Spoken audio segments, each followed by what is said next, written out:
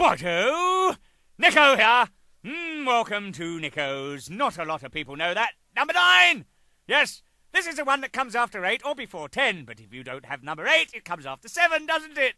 Yes, well, you stupid little people out there who do not have number 8 or number 7 or one of them's missing, because if you don't have those little tokens in your sticky, greasy palms, and you don't have 10 of them at the end of these 10 weeks of releases of the re-released, singles of Iron Maiden, you won't get your little box set, will you? No, because as you will know by now, I haven't told you, but you should know, you will be the proud owner of a special box with some seriously good artwork from Mr. Derek Riggs. Yes, and you will then be able to put all those greasy, horribly grubby pieces of vinyl in there, which, as you know, all have those amazing pictures on them and the little artwork, packages and sleeves and all that good stuff in that box. So keep them all, or else you'll be in severely good trouble.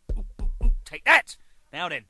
Now, you are severely in some trouble now because you've got Can I Play With Madness, Black Bart Blues, Massacre. Can I Play With Madness, written by Harry Harris, Black Bart Blues by Harry Harris and Bruce Dickinson, Massacre, Lynott, Gorham and Downey.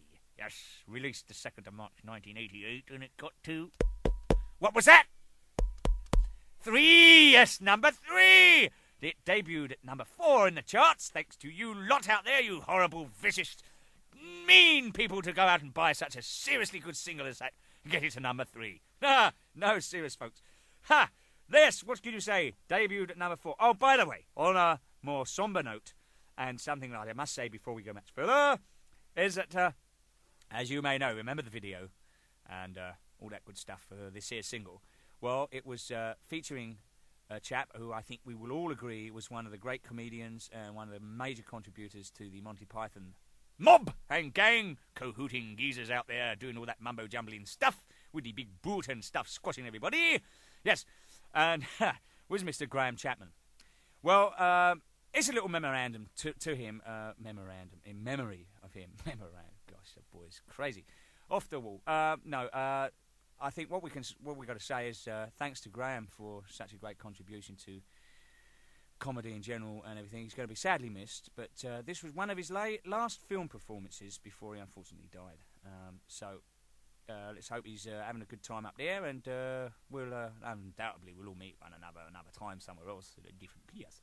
Anyway, moving on to a lighter note. Yes, you've got Black Bart Blues on this here single, and as you know, after the old Black Bart Blues, there's some various mumblings and jumblings from yours truly. And these were not a lot of people know that mumbling jumblings. These were stupid mumbly jumblings that were put together off of all the, at the ends of all the songs that we recorded over that album of Seventh Son of a Seventh Son. Such as, they're gonna put this on a CD. I got quite highly solo. I know. I said I seen them. And all that stuff. Right, well, you know what I mean. As you just didn't listen to it, didn't you? So, there we were. Picture this. We were at the playback after we made the album, recorded all that good stuff, mixed it, and we were at the playback for all the EMI people. And all the band were there, and all the press. Mickey Wall and a few other people were there. Hello, Mickey. We're all out there. And they're doing all the old reviews of this album stuff. So we played Can I Play With. Now, you've got to bear this in mind. None of the chaps, not one of them, let me know what was going on, see. So I was clueless. I know, but as usually, no, now, look, I didn't have a clue, see, so there I was standing now, you picture this, there's the PA system that we were playing this here stuff back through, behind me, and I'm looking down, and all the band, and we'd already gone through the album and all this, and we got up, now singles time, see, everybody was happy, all the EMI bigwigs were there, yeah, whatever, yes, pretty damn good album, don't you think? Well, yes, I do think it's pretty damn good, don't you think, yes, shall we pay the money this week? Yeah, I think we can, pretty good stuff, let's go. So, anyway, having said that, there I am. This damn thing comes on a bleeding music box. After it finishes, Black Bart Blues finishes, that is, there's, hello, and there's all this stuff like answer phone stuff. I phoned someone, I forget where they got that from. Oh, it was a studio answering machine. Hi, Nicko here, hi. Anyway, just stupid stuff. Then it starts, doesn't it? Well, can you imagine my face? There's all the band creased up, falling all over the place laughing. They all thought it was the funniest thing since whatever. So there I am, looking at this lot, and I'm kind of feeling a bit embarrassed, because I'd not heard this, and I thought, what's all this mumbling jumbling coming out these here big speakers? Then I looked over at the other side of the room. Well, you know those faces that you get from the theatre, right? You know, you've got the comedy chops and the thriller, you know, and the sad stuff, you know. So there's one smiling, there's one looking like he's just, you know, he's just lost a quid and found a tanner, you know. And so picture this: the room's one half's crawling all over the floor laughing, and the other lot are like, "Yeah, what's going on?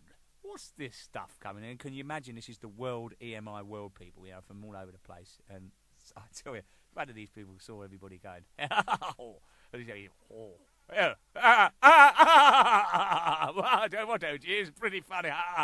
So they all sort of saw the funny side of it after a while, but it took a while, I tell you. And of course, I was really, really embarrassed, to say the least, because this was all my lunacy stuff, and now you lot got it in your sweaty, greasy, horrible little palms again, ain't you? Anyway, enough of that. Moving on. On the other side, you've got The Evil That Men Do, or on the same side, I don't know how the bloody hell they're putting this. Oh, take that. The Evil That Men Do, written by H. Smith, Adrian Smith, B. Dickinson, Paul Dickinson, and Harry Bomber Harris, Steve Harris. Released the 1st of August, 1988. And on the other side of that, we had Prowler 88 and Charlotte the Harlot, written by Messer Murray and Harris. Yes, Dave came out the closet for that one. Oh, no, I didn't mean it badly. I mean, Dave doesn't, when he writes a song, he writes a cracker, doesn't he?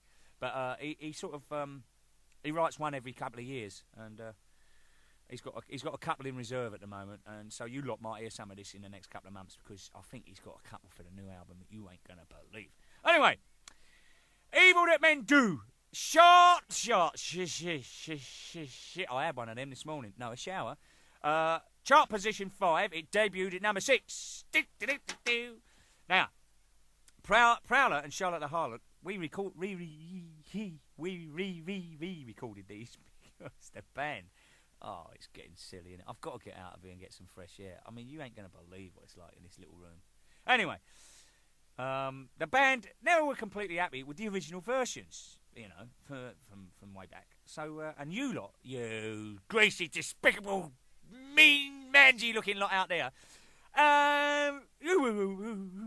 been requesting some of this stuff from the early material to be re-recorded with yours truly. No, I'm joking. No, you're re-recorded with Bruce and me. How's that? We'll put me in there too, so that's sweet. So, actually, Steve and I were actually discussing a few months back about all these old songs, the old stuff we've re-recorded, about doing maybe in the future, keeping it the same format. So basically, the end of the day, we might actually have the whole back issue of all the stuff with this sort of Maiden re-recorded, all the old stuff that we weren't on, myself, Bruce and H. So there you go, you never know. By the way, here's a joke for you. I've got to tell you this before I leave, because I'm running out of time. And yeah, it's like this, see? Superman and Batman talking to one another one day. So Superman says, "Here, Bat." "Yeah, what's the matter, Soup?" He said, I was out having a little jaunt over at Central Park the other day. He said, I had a touch of the horn on, like. And you never guess what? He said, "What's that, Soups?" He said, "I fucking looked down. Strike me down, there's Wonder Woman, wiggling about, legs up in the air, lasso, all that old stuff. Ooh, she must have been having a good time. Fucking hell. What's she doing?" He says, Batman says to Soups, he said, "Well, what did you do?" He said, "Well, I got fucking serious touch of the horn on, didn't I?" He said, "Nearly shot me out of Jupiter." He said, "Did it?" He said, "No, I got as far as Mars." He said, "You know." He says, "That was a touch, wasn't it?" He said, "More than that." He said, "I came back." He said, "I had such a boner on." He says, "There she was, wiggling and wobbling out on the grass, getting legs up in the air. Oh, she was rubbing her great tits, rubbing her thighs, and she was just kind of caressing." Oh, he said, I couldn't resist." He said, well, Batman says, "What did you do then, Soups?" He said, "Well, he said, I unzipped my boy." He said, me flies, and I got my boy out." He said, "And I fucking shot down from 1,000 feet. He said, "Did you?" He said, "Yeah." He said, "Getting great." He said, "Well, what happened then?" He said, "You know, I fucking landed on, on top of her." He said, "Did you?" He said, "Getting right." He said, "I bet Wonder Woman was real surprised, wasn't she?" He said, "Yeah, not half as surprised as the bleeding Invisible Man."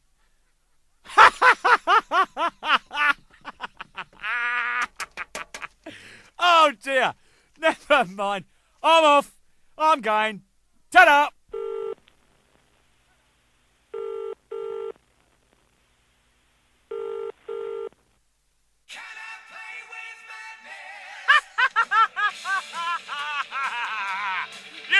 certainly can play with madness, because you probably undoubtedly are, being you're phoning me up. I mean, what other reason would you want to speak to me for other than the fact you're mad? Well, say who you are, say what you Kinwell want, your phone number, your address, maybe I'll talk to you, maybe the sweetie will, or even then the bubbler. But they're not here either, so poo-poo. Do so